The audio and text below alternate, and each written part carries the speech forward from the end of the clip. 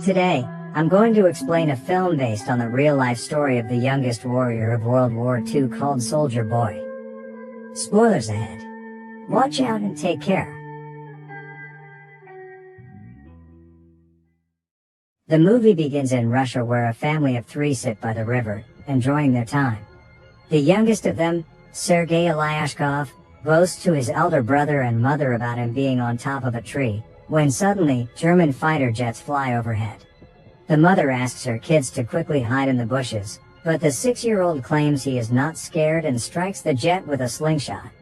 To everyone's surprise, he manages to hit the jets and explode them. But when he looks around, his family is gone. Sergei wakes up frightened from the dream and calls for his mother. Just then, someone knocks on his door. Assuming it is his mother, he runs towards it, but a neighbor woman comes in panicking.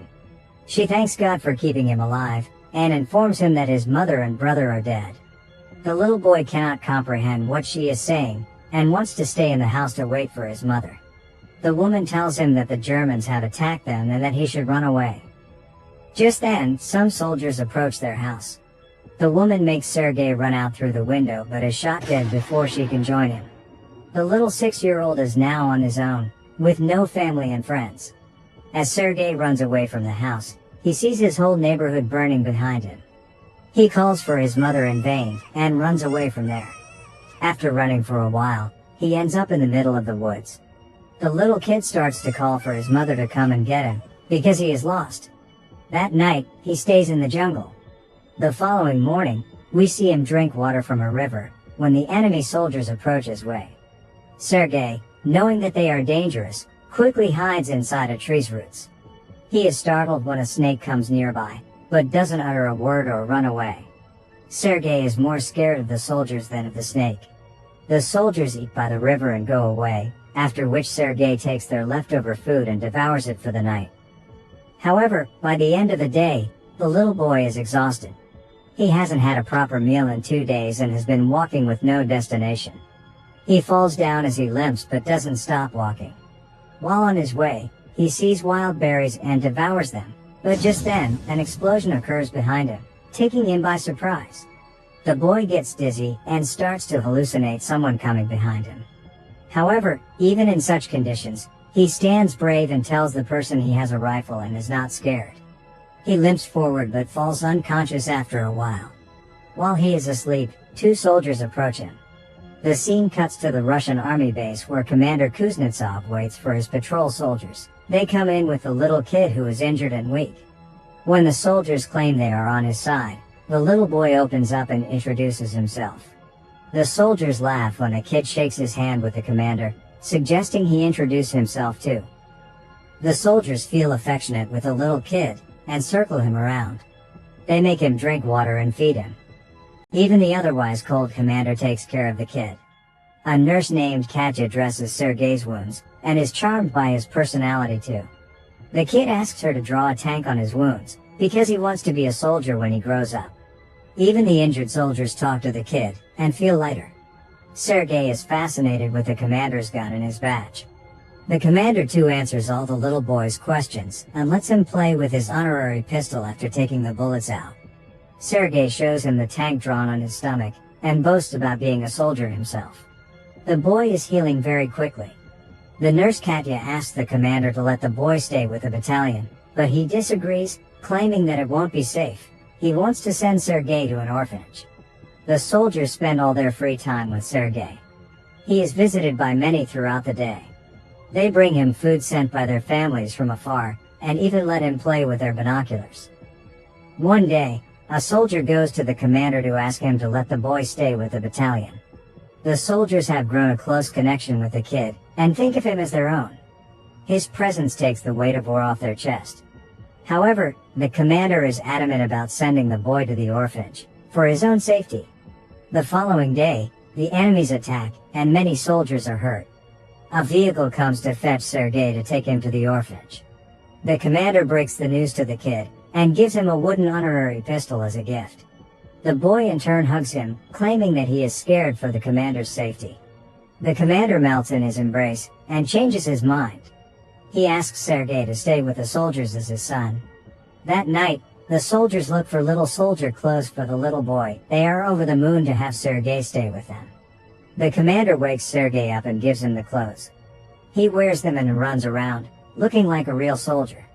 The others start calling him their little soldier boy. As the kid runs around, the Germans launch an air attack on the battalion. The soldiers quickly take Sergei to a safe place and fight the others. The number of injured soldiers grows rapidly. Sergei wants to make himself useful, so he brings water to thirsty soldiers.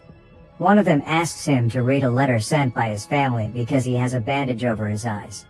The little boy wants to help, but doesn't know how to read. He takes the letter and starts making up the things written on it, claiming that the soldier's cow is safe back home. When the soldier says he doesn't have a cow, the others tell him to go along with the story and laugh. He reads everyone else's letters in the same fashion and cheers them up. In the following scene, we see Katya and the commander talking. The two seem to be attracted to each other, but do not confess their feelings. Later, Sergei tells the commander that he is of the orderly position in the battalion and starts introducing himself as one. However, the boy then sees one of the soldiers' station destroyed from the attack. The commander teaches him to take his hat off to pay respect to the dead soldier. The next day, he insists the commander give him a mission and is given a task to distribute the letters among the soldiers. He completes his task efficiently and even makes the soldiers dance for him. The following day, Sergei goes a little far from the base with his binoculars. As he is playing with it, he sees someone's leg moving from inside a haystack. He rushes back to the battalion and tells the soldiers about his findings. The soldiers are skeptical, but go with the boy anyway.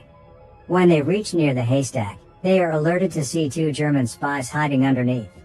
The spies are arrested, and the kid is praised for his intelligence. That night, the commander shows Sergei the legal papers for his adoption. He is now officially the kid's father.